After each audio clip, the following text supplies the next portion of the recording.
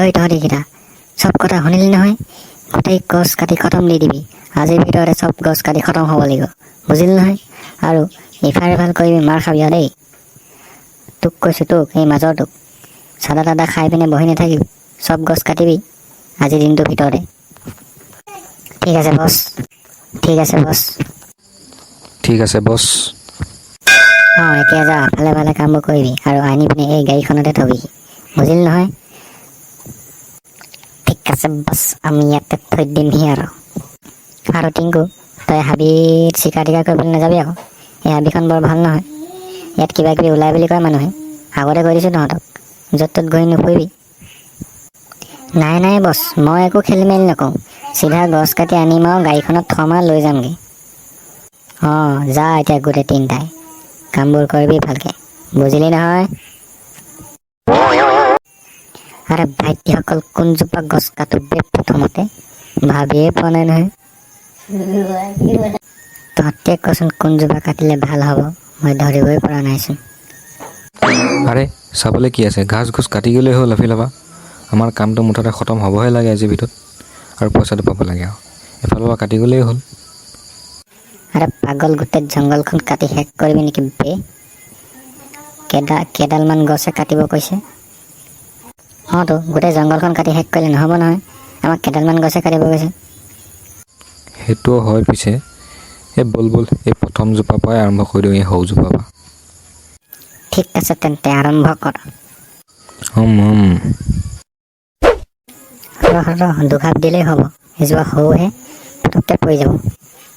গিৰি গৈছে ধৰি আঁতৰি দে। আৰে এইটোচোন চৰাইবাহটো ক'ৰপৰা আহিলে আকৌ?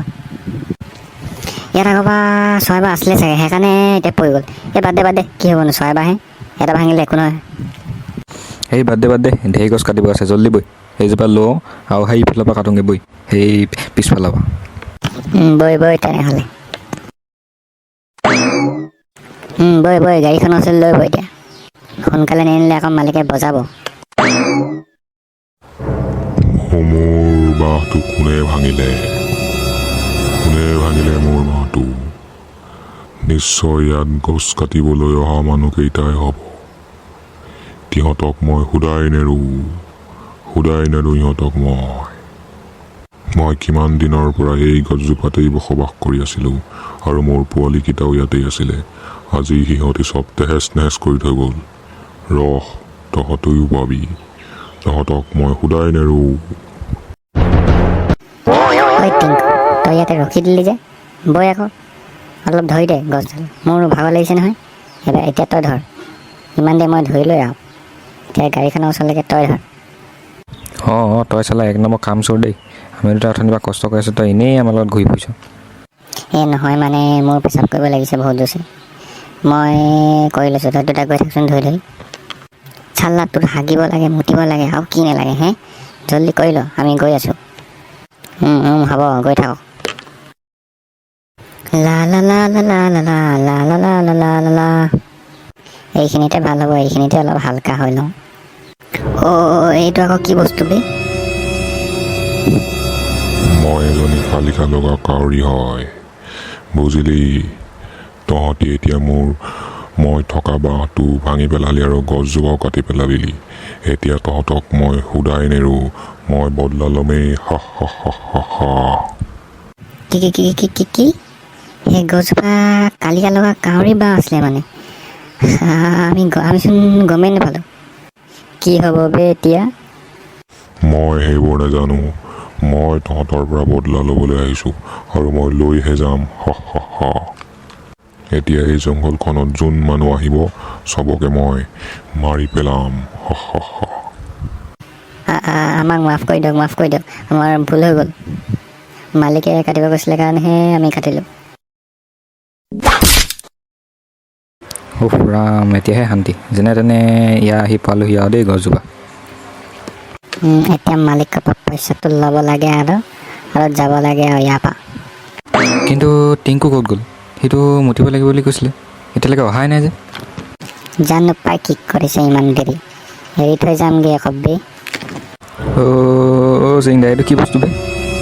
জানো পাই, ময়ো ধৰিব পৰা নাই। তহঁতি ক'ত চিনি পাবি? এতিয়া তহঁতি যোনজোপা গছ কাটি থৈ আহিছ সেইজোপা মোৰ ঘৰ আছিলে, আৰু তহঁতক এতিয়া মই সোধাই নেৰো।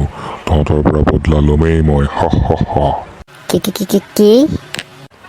আমি যোনজোপা গছ কাটি আহিলোঁ মানে সেইজোপা এই কাউৰীজনীৰ ঘৰ আছিলে। তহঁতি বহুত ভুল কাম কৰিলি। আমাক মাফ কৰি দিয়ক। নাই নহ'ব, তহঁতি মৰিবই লাগিব।